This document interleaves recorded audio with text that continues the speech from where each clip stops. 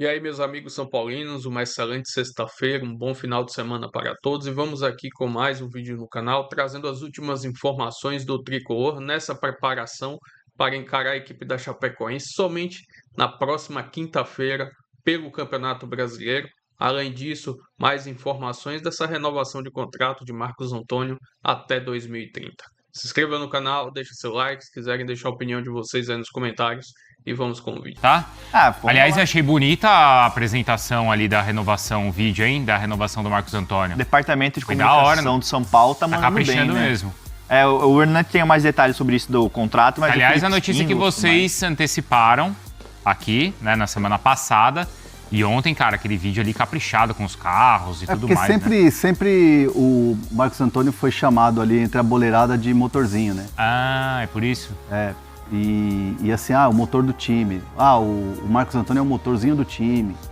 É o cara que faz o time andar. E aí alguém lá da comunicação, não sei, da turma do Felipe Espíndola, teve a sacada ali. Vídeo bonito demais. Espíndola, Lucena, Felipe Lucena, os Felipes lá, né? O Kiri, fotógrafo. E eles têm, eu acho legal que eles têm cada vez mais aberto os treinos também, né? Acho que aqui em Tem. São Paulo, o clube que mais abre é o São Paulo, né? Corinthians também. Corinthians também, é tem verdade. aberto bastante. E o mais fechado acho que é o Palmeiras, né? O Palmeiras. Nunca abre, né? Zero.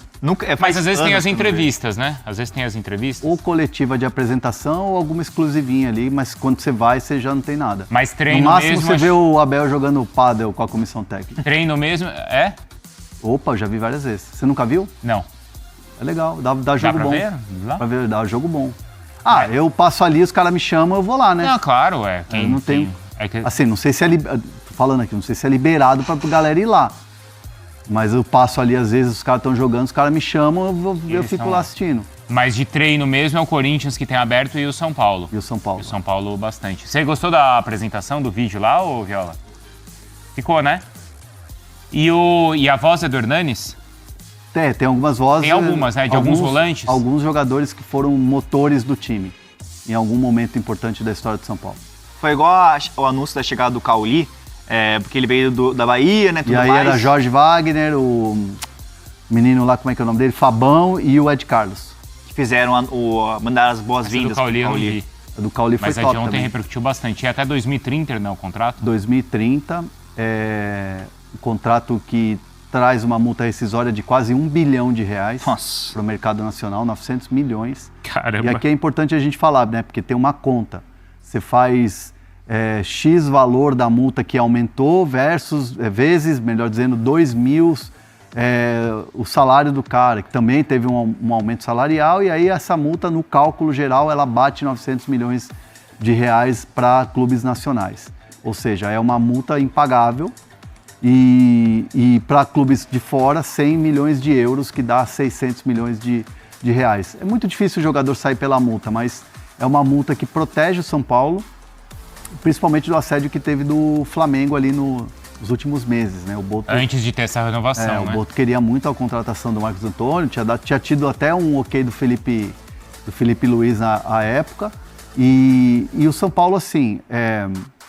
Para trazer um pouco assim do bastidor dessa negociação, é óbvio, não dá para a gente negar isso, que quando você chega com o Flamengo te oferecendo um salário absurdamente alto, e quando você tem ali um projeto esportivo que o Flamengo tem e te oferece, querendo ou não, você fica ali balançado. E o Marcos Antônio... obviamente ele sempre foi muito focado no que é o São Paulo, no desempenho, tanto que ele nunca caiu de rendimento no São Paulo. Se manteve, aliás, até melhorou o rendimento. Mas era uma situação em que você analisava qual vai ser o futuro do São Paulo. O São Paulo não tem... O que o Lucas... Vou colocar aqui as palavras do Lucas, que é a opinião de muita gente dentro do elenco do São Paulo. Quem vai ser seu presidente amanhã? Quem é o diretor esportivo? O diretor esportivo que estava aqui não está mais. Então gerava muita dúvida. E aí, de repente, chega uma proposta do Flamengo, chega um interesse do Flamengo, você começa a pensar. E o Marcos Antônio sabia disso, mas estava sempre na dele.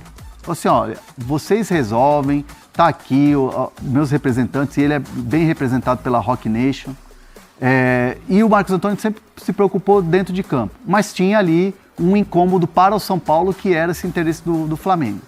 O que o Rui Costa fez? O Rui Costa tentou ganhar tempo para negociar a renovação de contrato com o Marcos Antônio. Como é que ele ganhou tempo?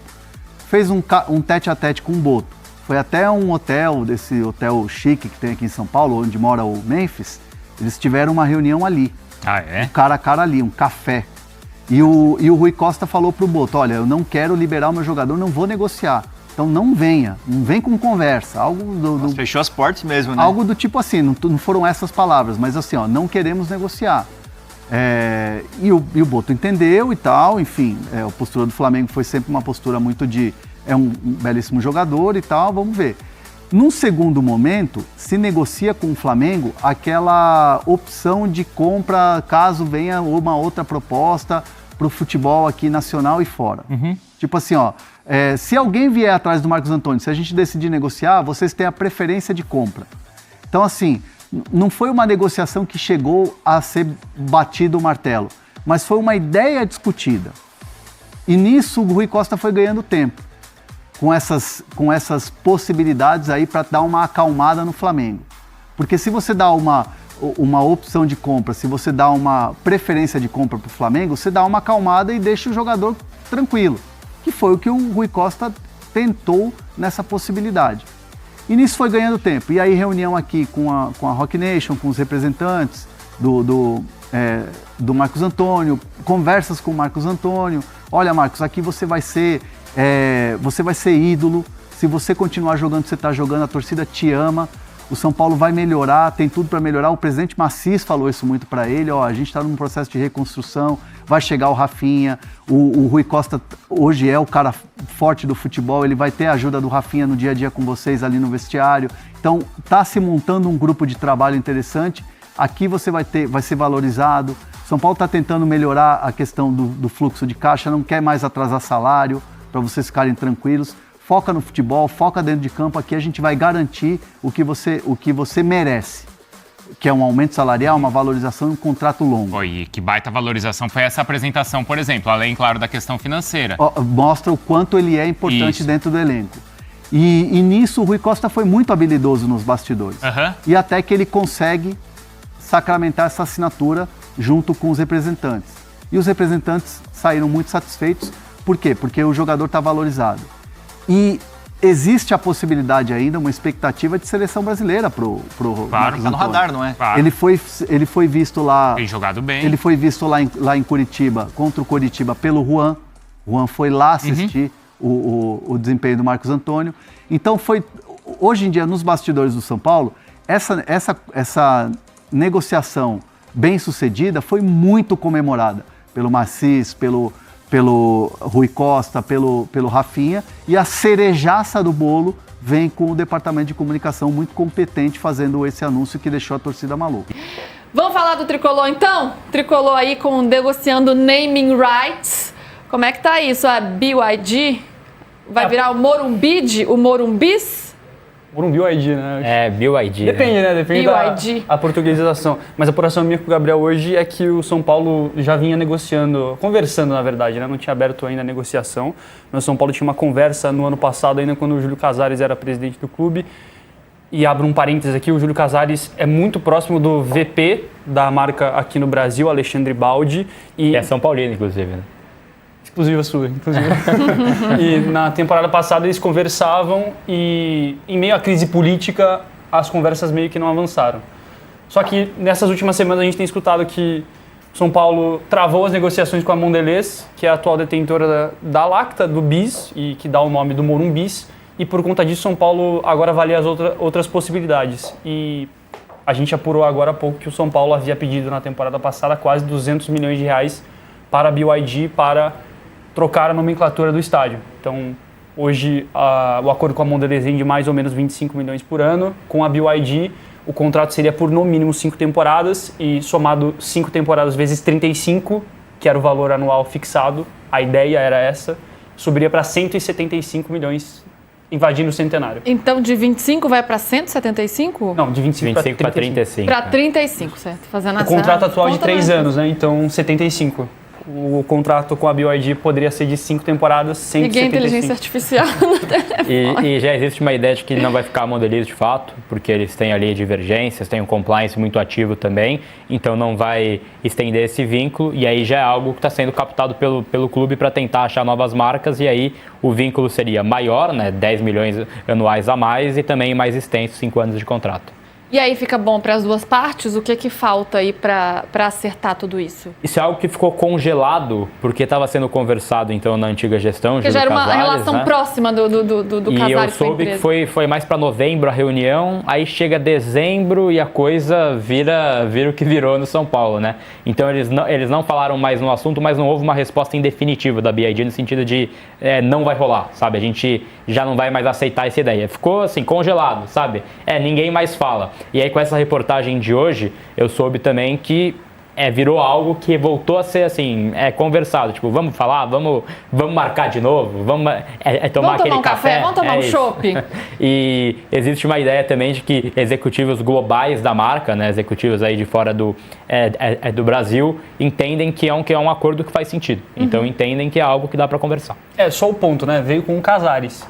Então, até agora nessa nova gestão não evoluiu, mas partia aquele case, mais ou menos, que a gestão do Casares tentava no fim do ano passado, que era de reestruturar vários contratos de patrocínio. Fez isso com a Demicon, renovou. Fez isso com a Superbet, renovou. Fez isso também com a New Balance, vai renovar agora.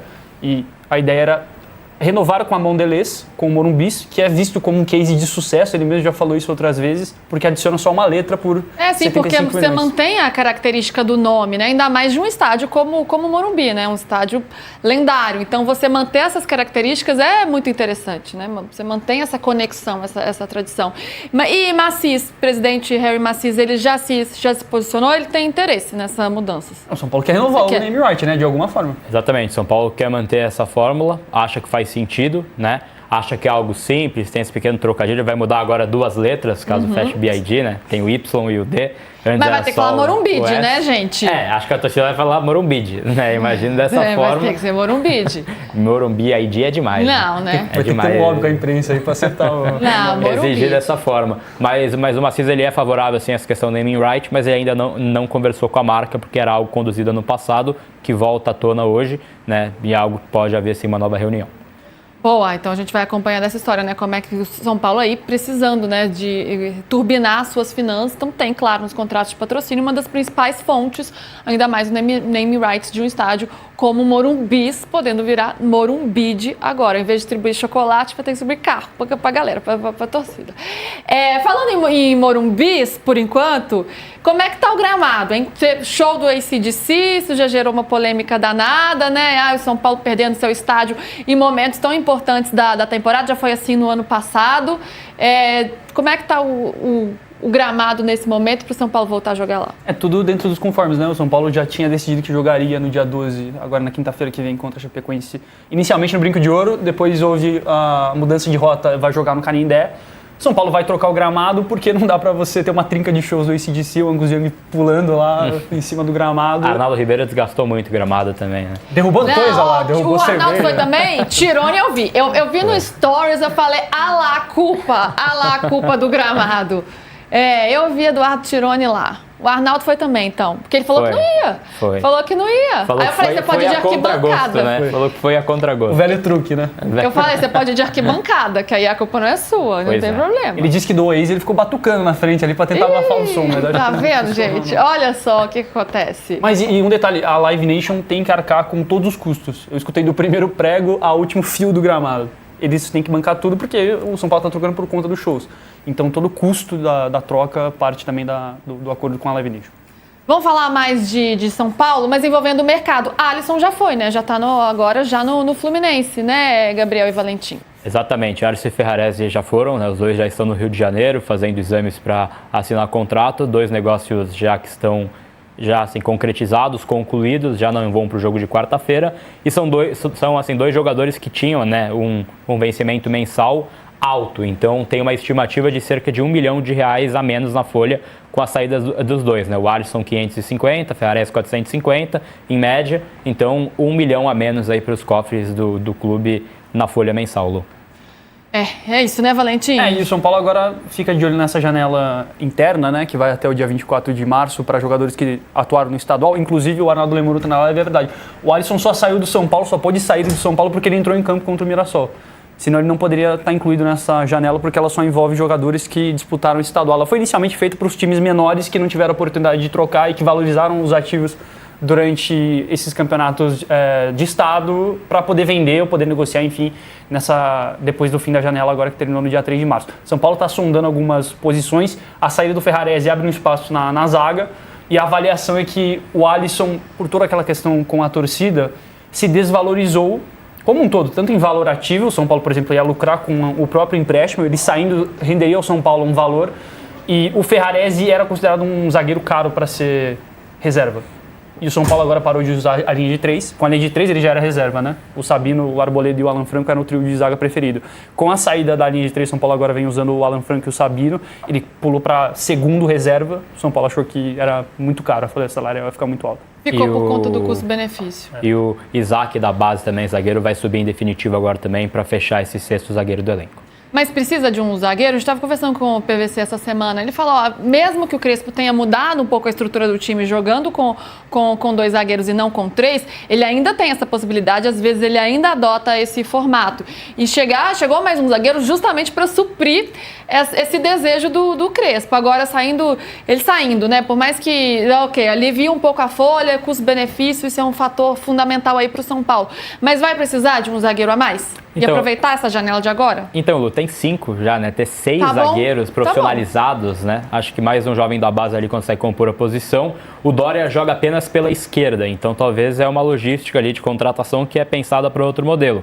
O Tolói joga em todas, né? Joga ali no meio, joga na direita, na esquerda, e aí você tem uma rotação com Arboleda, Sabino, Alan Franco, que aí é algo que tem que ser avaliado. Renovaram com o próprio Sabino também, ainda não foi... Já foi anunciado, né? Enfim, já foi anunciada a renovação do Sabino, mas acho que 5 está de bom tamanho, Lu. Muito bem, hein, Valentim? Noticiário todo. Você chegou aqui na miúda hoje.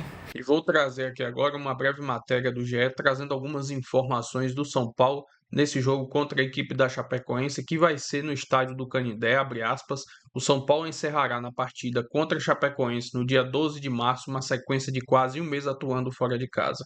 A última vez que o Tricolor atuou como mandante foi na vitória sobre o Grêmio no Morumbi no dia 11 de fevereiro.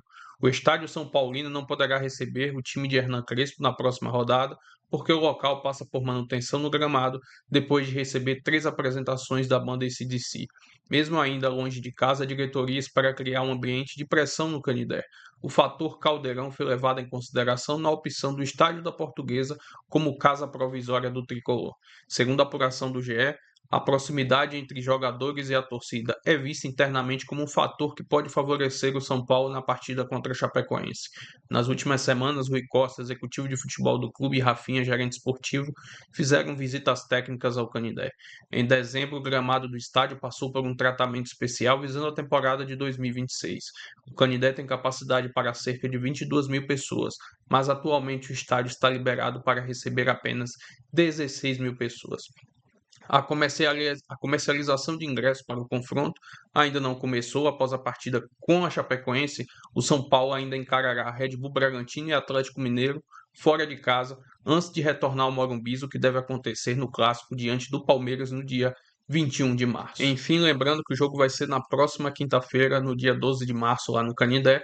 Um detalhe, possa ser que nesse final de semana, ou no máximo na segunda-feira, os ingressos já comecem a ser comercializados. Além disso, foco total nesse jogo, que precisa vencer para continuar ali na liderança, quem sabe, do Campeonato Brasileiro. E na questão de jogar no Canindé, bem interessante, pelo menos é na capital, um local de fácil acesso para os torcedores. Enfim, se inscreva no canal, deixe seu like, se quiserem deixar a opinião de vocês aí nos comentários, e até o próximo vídeo. Vamos São Paulo!